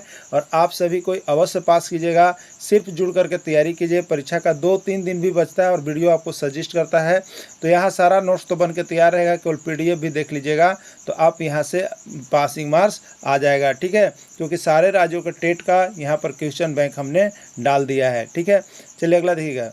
निम्न में से कौन सा शब्द जातिवाचक नहीं है? इसमें बताना है कि निम्न में से कौन सा शब्द जातिवाचक नहीं है। गाय, पर्वत, पंखा, हिमालय। ठीक है, गाय, पर्वत, पंखा या हिमालय। ठीक है, देखिए यहाँ पर जो है गाय ना, तो गाय से पूरे क्या हो रहा है? जाति का बोध हो रहा है। अगर गाय का यही नाम दे देता लेरुआ, पलटुआ, या आपको दे देता संखी गाय, ये गाय का नाम दे देता तो ये व्यक्तिवाचक होता, लेकिन केवल गाय कह रहा है तो ये गाय से पूरे गाय जाति का बोध हो रहा है, इसलिए यह जातिवाचक में जाएगा। ठीक है, अब देखिएगा यहाँ पर पर्वत है, पर्वत है, तो पर्वत क्या हो रहा है? पर्वत केवल कहा गया है तो इसे पूरे पर्वत का बोध हो रहा है, पर्वत जाति का। अगर यही पर पर्वत का नाम दे देगा, माउंट एवरेस्ट, नंदा देवी, कंचनजंगा, तो ये नाम हो गया। क्या हो गया? नाम हो गया। तो जिसका नाम हो गया तो वो चला जाएगा किस में? व्यक्तिवाचक में। किस में चला जाएगा? व्यक्तिवाचक में। अगर नाम दे दिया तो केवल पर्वत कह रहा है तो ये पूरे पर्वत जाति का हो रहा है। किसका हो रहा है? पूरे पर्वत जाति का हो रहा है, इसलिए यह जातिवाचक है। लेकिन अगर पर्वत का नाम धर लिया होता तो यह व्यक्तिवाचक होता। ठीक है, चलिए अब देखिए नेक्स्ट है पंखा। क्या है? पंखा।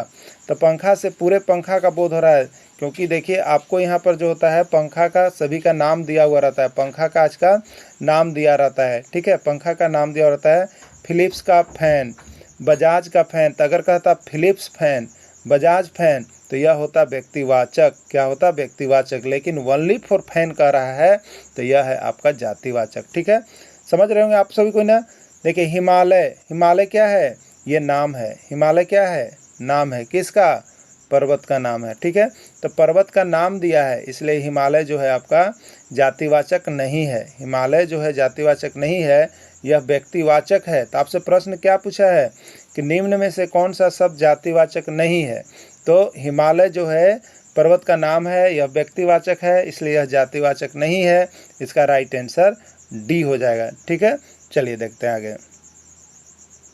देखिए यहाँ पर नोट्स क्लियर किया गया है। अगर जो नहीं देख पाते हैं, जो वीडियो नहीं देख पाते हैं उनके लिए नोट्स भी इतना अच्छा देखिए बना करके दे दिया जाता है कि आप बिना वीडियो देखे भी समझ सकते हैं। लेकिन हम तो कहेंगे कि आप एक बार वीडियो ज़रूर देख लिया कीजिए, क्योंकि वीडियो में एकदम समझिए गागर में सागर भरने जैसा आपको सारी चीज़ों को बताया जाता है, जिससे कि आप वीडियो सुन करके भी जेटेट परीक्षा में अच्छे अंक ला सकते हैं। ठीक है, चलिए अगला देखिएगा। बहुत दिन बाद दिखाई देना। बहुत दिन बाद दिखाई देना मुहावरा का सही अर्थ क्या है? बहुत दिन बाद दिखाई देना मुहावरा का सही अर्थ क्या है? बहुत दिन बाद दिखाई देना मुहावरा का सही अर्थ क्या है? अब तब होना, कोसों दूर होना, गुदड़ी का लाल होना, ईद का चांद होना। बहुत दिन बाद दिखाई देना मुहावरा कौन है? इसमें बहुत दिन बाद दिखाई देना जो होता है, इसमें कौन मुहावरा है? तो ईद का चांद होना। ईद का चांद होना ऐसा मुहावरा है जिसका अर्थ क्या होता है? बहुत दिन बाद दिखाई देना। ठीक है, बहुत दिन बाद दिखाई देना।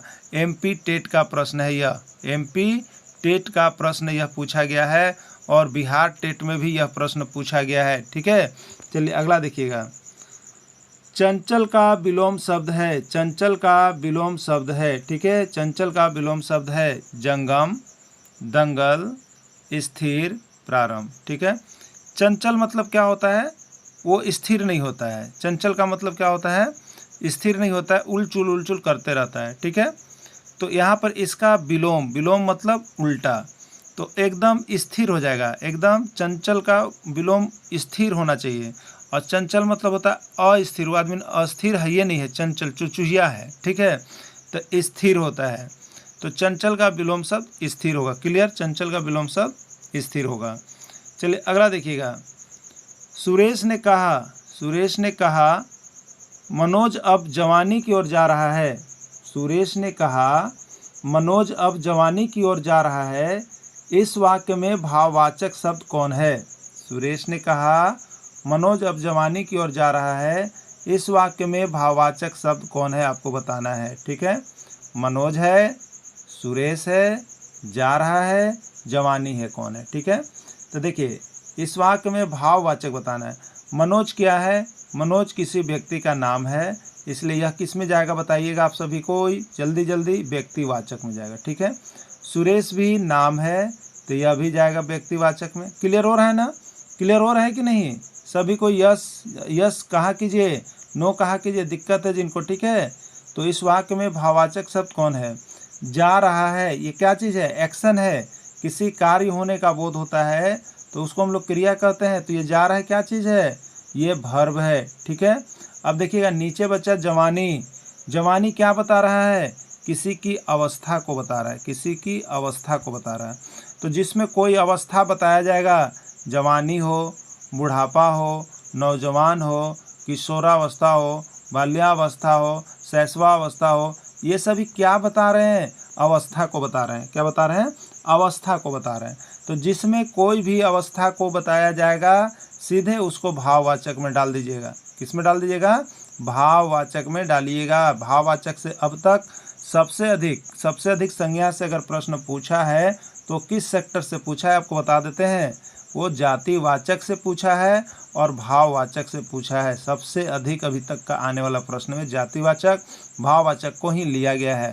और आपको जातिवाचक भाववाचक जरूर कंप्लीट हो गया होगा, नहीं होगा तो आप कॉल कर लीजिएगा। दसमुख में कौन सा समास है? आपसे यहाँ पर पूछा जा रहा है कि ये जो दसमुख है, दसमुख में कौन सा समास है? ठीक है, दसमुख में कौन सा समास है आपको बताना है। ठीक है, कर्मधारय समास, द्विगु समास, या द्वंद्व समास, या बहुब्रीहि समास, कौन सा समास होगा आपको क्लियर करना है। ठीक है, तो देखिए यहाँ पर यह जो प्रश्न है आपका कहाँ पर आया हुआ है? ठीक है, ये प्रश्न कहाँ पर आया हुआ है? तो यह प्रश्न जो है आपका आया हुआ है, देखिएगा सीजी टेट में। कहाँ पर आया हुआ है देख लीजिएगा आप लोग। सीजी टेट में आया हुआ है और यूपी टेट में आया हुआ है और एमपी टेट में आया हुआ है। 3 जगह ये प्रश्न जो है आपको निकल के आ गया है। ठीक है, तो देखिए समास का पूरा पीडीएफ तैयार हो गया है, पूरा नोट्स तैयार हो गया है, पूरा वीडियो भी इसको दे दिया गया है। इसके बाद भी अगर आपको प्रैक्टिस सेट में प्रॉब्लम आ रहा है तो आप जरूर यहाँ पर पूछ लेंगे। ठीक है, क्योंकि समास से एक प्रश्न तो आपको 2 प्रश्न फिक्स है आपके एग्जाम में। क्लियर। देखिए 10 मुख में कौन सा समास है, तो 10 माने यहाँ पर देखिए ये संख्यावाचक है। 10 क्या है, संख्यावाचक, संख्यावाचक शब्द है। ठीक है, तो देखिए संख्यावाचक जितना शब्द होता है वह जो आपका जाता है वह द्विगु समास में जाता है। वह किस समास में जाता है, द्विगु समास में, संख्यावाचक होगा तब। लेकिन इसमें एक और इम्पोर्टेंट चीज़ आप ध्यान दीजिएगा, जब संख्यावाचक होगा लेकिन उसका विशेष अर्थ निकलेगा। क्या अर्थ निकलेगा, विशेष अर्थ निकलेगा, तो उसको यहाँ पर जो है आप द्विगु में नहीं डालेंगे, उसको आप किस में डालेंगे, तो उसको आप डालेंगे बहुव्रीहि में। किस में डालेंगे, बहुव्रीहि समास में। कब, संख्यावाचक हो लेकिन विशेष अर्थ निकले। तो देखिए 10 मुख का मतलब क्या है, 10 मुख हो जिसका। ठीक है, इसका विग्रह करेंगे तो 10 मुख हो जिसका, उसको हम लोग कहेंगे 10 मुख। उसको हम लोग क्या कहेंगे, 10 मुख। ठीक है, 10 मुख हो जिसका। अब देखिए तो 10 लगा हुआ संख्यावाचक रहेगा तो एकदम दिमाग में रखिए कि द्विगु डालना है, द्विगु। लेकिन कब, जब उसका विशेष अर्थ नहीं निकल रहा हो तब। तो यहाँ पर 10 मुख का अर्थ होता है रावण। क्या होता है, रावण। विशेष अर्थ निकल रहा है, क्या अर्थ निकल रहा है, विशेष अर्थ निकल रहा है। तो जिसमें विशेष अर्थ निकलेगा उसको हम लोग बहुव्रीहि में डालेंगे। तो इसका राइट आंसर डी होगा, बहुव्रीहि होगा। क्लियर। चलिए अगला देखिएगा, हनुमान का पर्यायवाची शब्द नहीं है। आपको बताना है कि इसमें कौन हनुमान का पर्यायवाची शब्द नहीं है, इसमें कौन हनुमान का पर्यायवाची शब्द नहीं है। याद रखिएगा, हर बार दिमाग केवल जाता है ना है वाला पर, नहीं सोचता ही नहीं है। एग्जाम में आदमी अंधा हो जाता है, बहुत ज़्यादा लोग अंधा होते हैं, बहुत कम ही लोग होते हैं जो चौजर्ब होते हैं और अंधा नहीं होते हैं। ठीक है, तो इसको दिमाग में रखिएगा, नहीं वाला कभी कभी आता है।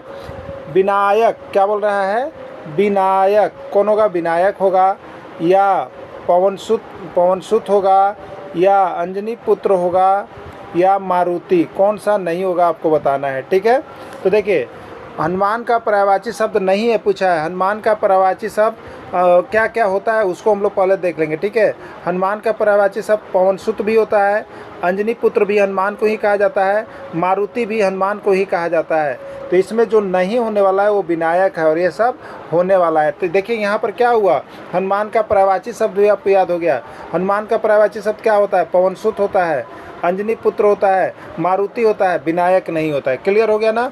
देखिए यही प्रश्न आपको पूछ दिया गया था, कहाँ पर, सीजी टेट में पूछा गया था और असम टेट में पूछा गया और बिहार टेट में भी साथ लग पूछा गया। ठीक है, तो हनुमान का पर्यायवाची शब्द कौन नहीं है, विनायक नहीं है, बाकी ये सब हनुमान का पर्यायवाची शब्द है। तो हमसे पूछा था कौन नहीं है, तो राइट आंसर ए हो जाएगा। क्लियर।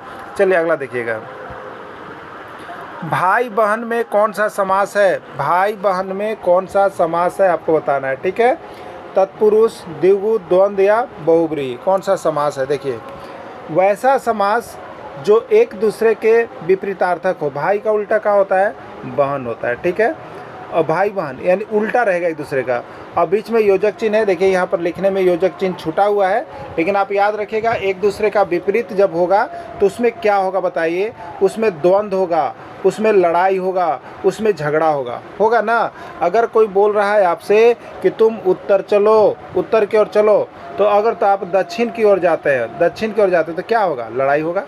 लड़ाई का मतलब द्वंद्व होता है, द्वंद्व होता है। तो जो एक दूसरे के विपरीत हो, जो शब्द एक दूसरे के विपरीत हो दोनों शब्द, उसके बीच में योजक चिन्ह होता है। अगर नहीं भी दिया हुआ रहे तो आपको दिमाग में रखना है कि एक दूसरे का विपरीत है तो वह द्वंद्व समास में जाएगा, क्योंकि उसमें लड़ाई झगड़ा होता है। क्लियर, तो उसको द्वंद्व समास में डाल दीजिएगा, एकदम तड़के से द्वंद्व समास मार लीजिएगा। क्लियर। देखिए यहाँ से यह प्रश्न बहुत बार पूछा गया है, कन्यादान में कौन सा समास है, कन्यादान में कौन सा समास है, तत्पुरुष, द्विगु, द्वंद्व या बहुव्रीहि। ठीक है, देखिए कन्यादान दिया हुआ है। कन्यादान मतलब क्या होता है, कन्या का दान करने वाला, जो कन्या का दान करता है उसको हम लोग कहते हैं कन्यादान। ठीक है, तो अब देखिए तो यहाँ पर एक कौन सा समास है, द्विगु। द्विगु में तो संख्यावाचक जाता, इसमें संख्यावाचक है नहीं, इसलिए द्विगु होगा नहीं। द्वंद्व में क्या होता है, एक दूसरे का अपोजिट होता, तो ये द्वंद्व होगा नहीं। बहुव्रीहि में क्या होता है, एक दूसरे का विशेष अर्थ निकलता, तो यह भी होगा नहीं, यह भी होगा नहीं, ठीक है। तो कन्यादान में कौन सा समास होगा, कन्या का दान। तो देखिए यहाँ पर जो है कारक चिन्ह है, क्या है, कारक चिन्ह है, क्या है, कारक चिन्ह है। कारक चिन्ह में यहाँ पर कारक चिन्ह जिसमें होगा उसको आप तत्पुरुष समास में डालिएगा, जिसमें कारक चिन्ह विग्रह करने पर आता होगा उसमें तत्पुरुष समास लगाइएगा। इसलिए यह कौन सा समास होगा, तो आपका तत्पुरुष समास होगा। कौन सा समास होगा, तत्पुरुष समास होगा, यही इसका राइट आंसर हो जाएगा। तो इस तरह से आपको समास का पूरा देखते रहना है। द्विगु में क्या होता है, क्लियर हो गए होंगे आप। द्विगु में संख्यावाचक होता है, द्विगु में संख्यावाचक, क्योंकि द्विगु का मतलब दो, ये खुद ही संख्यावाचक है, तो ये संख्यावाचक शब्द आएगा उसमें, लेकिन विशेष अर्थ नहीं निकलना चाहिए, याद रखिएगा। द्वंद्व में एक दूसरे का अपोजिट होगा, भाई होगा तो बहन होगा, रात होगा तो दिन होगा, सुबह होगा तो शाम होगा, स्त्री होगा तो पुरुष होगा, ये विपरीतार्थक शब्द रहेगा। क्लियर। अब देखिए बहुव्रीहि में तो आप जानते हैं कि विशेष अर्थ निकलता है, जैसे त्रिनेत्र है, त्रिनेत्र तो तीन नेत्रों का समाहार, और वो कौन होते हैं, शंकर भगवान होते हैं, विशेष अर्थ निकल गया। संख्यावाचक होते हैं, विशेष अर्थ निकल गया, तो वो आपका किस में चला जाएगा, बहुव्रीहि में चला जाएगा, ठीक है। तो ये तत्पुरुष समास होगा। कौन सा समास होगा, तत्पुरुष समास होगा। प्रश्न कहाँ कहाँ आया, तो प्रश्न यूपी में भी आया, एमपी में भी आया, सीजी में भी आया, बंगला में भी आया, ठीक है। तो सभी में आ रहा है, आपका भी एग्जाम में आएगा, ठीक है। चलिए अगला देखिएगा। आलोक का विलोम शब्द है, आलोक का विलोम शब्द क्या होगा आपको बताना है, ठीक है। आलोक का विलोम शब्द क्या होगा आपको बताना है, अद्भुत, अज्ञात, अंधकार या रात्रि, ठीक है। तो आलोक का मतलब क्या होता है, देखिए आलोक का मतलब होता है प्रकाश, आलोक का मतलब होता है प्रकाश। तो प्रकाश का उल्टा क्या हो जाएगा, अंधकार हो जाएगा, क्या हो जाएगा, अंधकार हो जाएगा। तो आलोक का विलोम शब्द जो होगा वो अंधकार होगा। यह प्रश्न जो है आपको सीजी टेट में भी आया था, और असम टेट में भी आया था, और उत्तराखंड टेट में भी आया था, ठीक है। तो आलोक का विलोम शब्द क्या होगा, आलोक का विलोम शब्द आपका यहाँ पर अंधकार होगा। देखिए आपको बता देते हैं, आपको अगर टेट में पास करना है, जेटेट को निकालना है, तो आप यहाँ से जुड़िए, अवश्य जुड़िए। आप नहीं जुड़ रहे हैं तो आप कहीं ना कहीं धोखा खा रहे हैं। क्यों, क्योंकि आपको देखिए यहाँ पर सभी लोग जहाँ तहाँ से पढ़ा रहे हैं, लेकिन एक ही किताब है जहाँ हमने JCRT का यहाँ पर चैप्टर बाय चैप्टर PDF बना के, वीडियो बना के सारे को व्हाट्सएप पर दे के यहाँ पर तैयारी करवाया था, और सभी का बढ़िया रिजल्ट आया था। आपका भी जेटेट में आएगा। आप सिर्फ अभी का भी वीडियो देखने के बाद जितना जल्द हो सके जुड़िए। यहाँ पर सारा चीज़ आपको JCRT का जैक के किताब का मिल रहा है, वो भी बहुत ही सस्ते कीमत पर। आपको नोट्स की ही कीमत पर आपकी क्लासेज भी दी जा रही है, सिर्फ और सिर्फ कितने रुपए में, 500 रुपये में दी जा रही है। तो आप अभी कभी अवश्य जुड़ जाइएगा, ठीक है। प्रश्न कम रहेगा, भीड़ेगा ज़्यादा, आपको मैं गारंटी दे रहा हूँ आज के दिन, ठीक है। तो आप जल्दी जल्दी जुड़िए और जल्दी जल्दी यहाँ पर पास कीजिए, ठीक है। अगला लिखिएगा, अस्थावर का विलोम शब्द है चंचल, संचल, जंगम या चेतन, क्या होगा। अस्थावर का अस्थिर का जंगम, अस्थिर का अस्थावर का जंगम होता है, ठीक है। देखिएगा यहाँ पर एकाधिकार का विलोम शब्द है, एकाधिकार का विलोम शब्द क्या होगा आपको बताना है, ठीक है। एकाधिकार का विलोम शब्द क्या होगा, स्वकृत, परमाधिकार, सर्वाधिकार या नारकीय, ठीक है। एकाधिकार माने एक पर अधिकार एक हो, उसका विलोम शब्द हो जाएगा सर्वाधिकार, क्या होगा, सर्वाधिकार। और यूपी टेट में और बिहार टेट में, ये दोनों में ये प्रश्न आया हुआ था, ठीक है। चलिए नेक्स्ट प्रश्न देखिएगा। कृतक का विलोम शब्द है, कृतक का विलोम शब्द क्या होगा आपको बताना है। चलिए देखिए, ये कृतक याद रखिएगा, कृतक कौन सा शब्द होता है, किसको कहते हैं, ठीक है। कृतक और कृतधन दो शब्द होते हैं, देखिए याद रखिएगा, कृतक और एक होता है कृतधन, एक होता है कृतधन। क्या होता है, जो किए गए उपकार को मानता है। जैसे आपने कुछ उपकार किया, आपने कुछ उपकार किया और वह किए गए उपकार को यदि मान रहा है, वह किए गए उपकार को क्या कर रहा है, मान रहा है, ठीक है, किए गए उपकार को मान रहा है, तो उसको हम लोग कहते हैं कृतक। उसको क्या कहते हैं, कृतक कहते हैं, क्या कहते हैं, कृतक। और जो किए गए उपकार को नहीं मानता है, जो किए गए उपकार को नहीं मानता है, उसी को हम लोग देखिए कहते हैं कृतधन। तो कृतक का उल्टा क्या होगा, तो कृतक का उल्टा देखिए होगा कृतधन, क्या होगा, कृतधन। जो किए गए उपकार को मानता है। बहुत बार देखिए विभिन्न शब्दों के बदले एक शब्द जो होता है ना, उसमें बहुत बार आपसे पूछा गया है कि जो किए गए उपकार को मानता है उसे क्या कहते हैं, ठीक है। प्रश्न बार बार पूछता है, तो जो किए गए उपकार को मानता है उसको क्या कहते हैं, कृतक कहते हैं, क्या कहते हैं, उसको कृतक कहते हैं, ठीक है, और कृतक कहते हैं। और जो किए गए उपकार को नहीं मानता है उसको कृतधन कहते हैं, क्या कहते हैं, उसको कृतधन कहते हैं। बात समझ गए होगा आप लोग, कृतधन। तो यही कृतक का उल्टा कृधन होगा। ये बिल्कुल राइट आंसर आपका हो गया। क्लियर? चलिए चलते हैं आगे। बिल्ली किस प्रकार की संज्ञा है? बिल्ली किस प्रकार की संज्ञा है? व्यक्तिवाचक, जातिवाचक, भाववाचक, द्रव्यवाचक। ठीक है, तो बिल्ली देखिए कहने से पूरे बिल्ली की जाति का बोध हो रहा है। आप याद रखिएगा किसका? बिल्ली जाति का बोध हो रहा है। लेकिन यही अगर बिल्ली का नाम किसी का दिया होता तो वो व्यक्तिवाचक में जाता। किस में जाता? व्यक्तिवाचक में। तो बिल्ली किस प्रकार की संज्ञा होगी? ये जातिवाचक संज्ञा होगी। कौन सी संज्ञा हो जाएगी? जातिवाचक, क्योंकि बिल्ली जाति है इसलिए जातिवाचक संज्ञा का बोध होगा। क्लियर? यमुना किस प्रकार की संज्ञा है? यमुना किस प्रकार की संज्ञा है आपको बताना है। ठीक है, व्यक्तिवाचक, जातिवाचक, भाववाचक, द्रव्यवाचक। ठीक है, अगर यही नदी केवल कहता कि नदी, तो नदी से पूरी नदी जाति का बोध होता और वह जाता जातिवाचक में। लेकिन यहाँ पर नदी का नाम ले लिया गया है, नदी का नाम ले लिया गया है और वह है यमुना नदी। क्या है वह? यमुना नदी। ठीक है, तो यमुना किस प्रकार की संज्ञा है आपको बताना है। यमुना जो है आपका व्यक्तिवाचक संज्ञा में चला जाएगा क्योंकि नदी का नाम है। क्लियर? चलिए अगला देखिएगा। धर्म किस प्रकार की संज्ञा है? धर्म किस प्रकार की संज्ञा है? ठीक है, जातिवाचक, व्यक्तिवाचक, भाववाचक या द्रव्यवाचक। ठीक है, तो देखिए धर्म जो होता है दिखाने का चीज़ नहीं होता है, सिर्फ अनुभव का चीज़ होता है। इसलिए जिसमें अनुभव वाली चीज़ें होती है वो सभी भाववाचक संज्ञा में जाता है। किस में जाता है? भाववाचक संज्ञा में, इसलिए यह भाववाचक संज्ञा के अंतर्गत चला जाएगा। कक्षा किस प्रकार की संज्ञा है? वर्ग किस प्रकार की संज्ञा है आपको बताना है। ठीक है, जातिवाचक, समूहवाचक, भाववाचक या द्रव्यवाचक। ठीक है, तो देखिए जो आप कक्षा कहने का मतलब यहाँ पर क्या चीज़ कहा रहा है? वर्ग में, विद्यालय में, वर्ग में या विद्यालय में जाते हैं तो वहाँ पर होता है 5वीं कक्षा, 6ठी कक्षा। तो ये कक्षा क्या चीज़ है?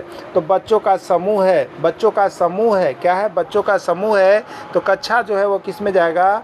समूहवाचक संज्ञा में जाएगा। एकदम याद कर लीजिएगा किस में जाएगा? समूहवाचक संज्ञा के अंतर्गत जाएगा कक्षा। क्लियर हो गया?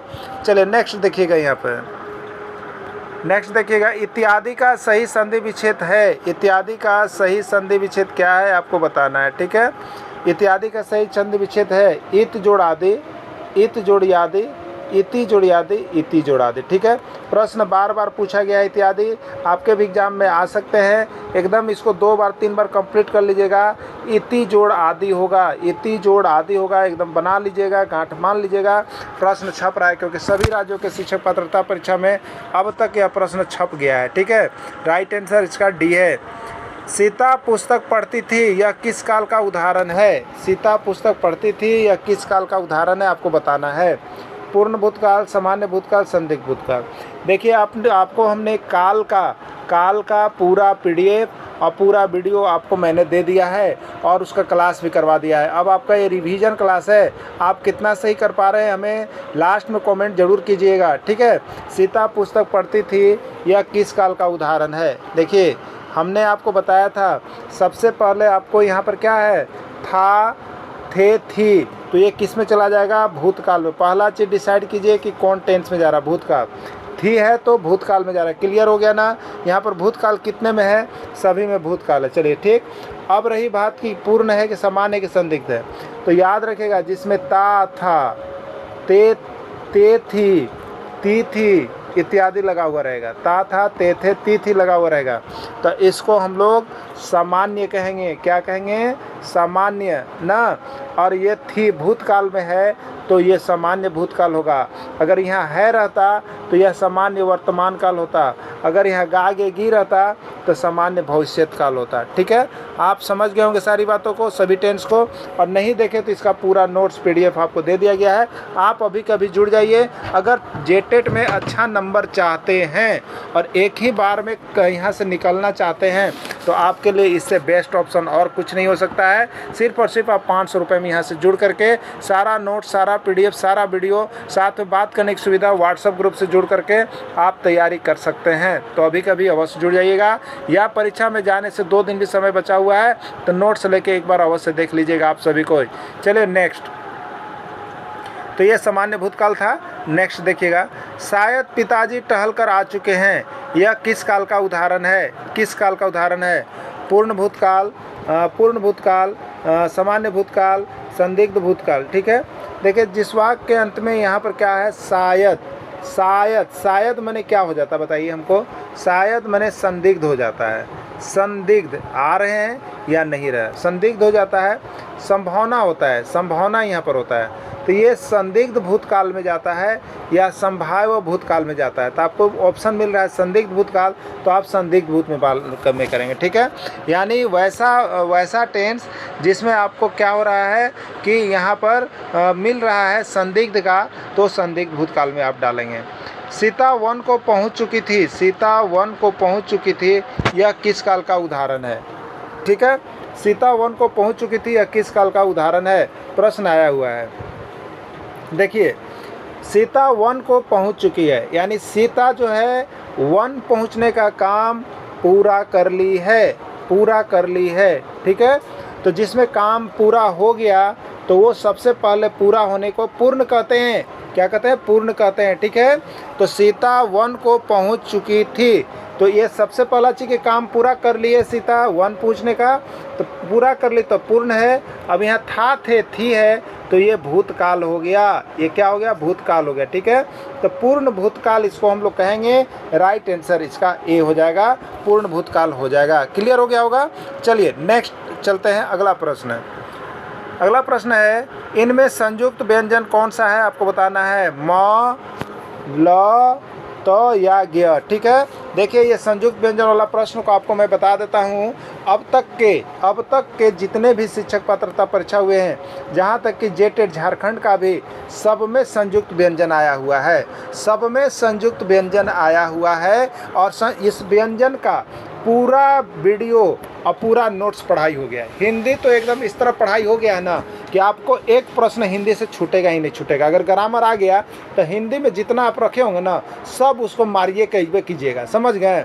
संयुक्त व्यंजन कौन सा है आपको देखना है। तो देखिए, छ, त्र, ज्ञ और स्र, छ, त्र, ज्ञ और स्र, ये सभी किस व्यंजन में आते हैं बताइए।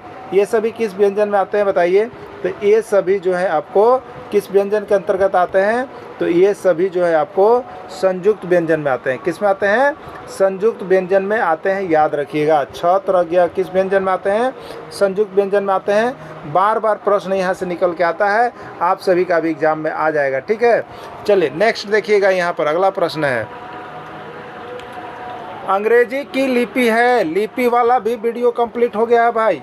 जो अभी तक नहीं जुड़े हैं जल्दी जल्दी जुड़िए। परीक्षा देखिए बहुत नज़दीक है, और आप अभी तक जो नहीं जुड़ पाए हैं, आपको आज ही जुड़ने की आवश्यकता है। नहीं तो आप यह सोच रहे होंगे कि परीक्षा नहीं होगी, तो आप यह भूल में हैं। परीक्षा आपको 15 तारीख को या 29 के बीच में, 15 से 29 के बीच में करवा दिया जाएगा। आप सोचते रह जाइएगा। तो आप देखिए JCRT, आप देखिए विभिन्न राज्यों के शिक्षक पात्रता परीक्षा के प्रश्न, आप देखिए यहाँ पर सारे परीक्षा जो हुई है उसके प्रश्न, सब कुछ आपको सिर्फ और सिर्फ यहाँ पर हम लोग प्रोवाइड कर रहे हैं। आपको सिर्फ 500 रुपये में अभी कभी जुड़ करके यहाँ से सारा notes PDF video classes join कर लीजिए। यहाँ से जो आपकी तैयारी होगी वो कहीं से नहीं हो सकती है, मैं आपको वादा करता हूँ। तो आप जल्द से जल्द जुड़ेंगे, ठीक है। चलिए मोबाइल नंबर आप लिख लीजिएगा, 9631054226 पर संपर्क कीजिए, और सिर्फ 500 रुपये में क्लासेज 1 to 5 की पूरी कर सकते हैं या 6 to 8 की पूरी कर सकते हैं, और दोनों क्लासेज के लिए आपको लगेंगे 800 रुपये, ठीक है। अंग्रेजी की लिपि कौन सी है आपको बताना है, देवनागरी, रोमन, गुरुमुखी, या यहाँ पर नीचे दिया हुआ है आपको उर्दू, ठीक है। तो देखिए, देवनागरी किसकी होती है आप जानते होंगे। देवनागरी जो होती है यहाँ पर ज़्यादा करके हम लोग हिंदी की कहते हैं, नेपाली भी है, मराठी भी, ठीक है। रोमन किसकी लिपि होती है, तो रोमन जो होती है वो अंग्रेजी की लिपि होती है। गुरुमुखी किसकी लिपि होती है, ये पंजाबी की लिपि होती है। लिपि वाला वीडियो कंप्लीट है। आप सभी यहाँ से जैसे ही जुड़ेंगे आपको सारा चीज़ नोट्स PDF मिलेगा, और आप यहाँ से तैयारी कर सकते हैं, ठीक है। तो अंग्रेजी की लिपि क्या होगी, अंग्रेजी की लिपि यहाँ पर रोमन होगी, राइट आंसर इसका B हो जाएगा, ठीक है। चलिए नेक्स्ट प्रश्न देखिएगा, चेहरे पर हवाइया उड़ना का अर्थ क्या है। चेहरे पर हवाई उड़ना का अर्थ क्या है आपको बताना है, ठीक है। ये UP टेट का प्रश्न है, CG टेट का भी है, और पंजाब टेट, तीनों जगह पूछा गया है। घबरा जाना, तेज़ी से चलना, जवाब न देना, क्रोधित होना, ठीक है। तो चेहरे पर हवाइया उड़ना का मतलब होता है घबरा जाना। ठीक है, यदि आप चोरी किए हैं, अब बगल से यदि पुलिस पार कर रहा है, पुलिस नहीं जानता है कि आप चोर हैं, लेकिन आपने चोरी किया है और आपका चेहरा इस कदर बन जाएगा कि पुलिस वाले को पता लग जाएगा कि चोर यही है। ठीक है, उसी को कहते हैं चेहरे पर हवाइया उड़ना। ठीक है, चलिए नेक्स्ट प्रश्न है, गाल बजाना का अर्थ है डींग हाँकना, पिटाई करना, गाली देना, मदद न करना। ठीक है, तो यहाँ पर देखिए ये यूपी और सीजी दोनों में बार बार प्रश्न हिंदी से बहुत ज़्यादा रहते हैं, आपको पूछा गया है। तो गाल बजाना का मतलब क्या होता है? डींग हाँकना, कुछ काम नहीं करना, सिर्फ बोलना। डींग हाँकना उसको कहते हैं, याद रखिएगा, डींग हाँकना कहते हैं। ठीक है।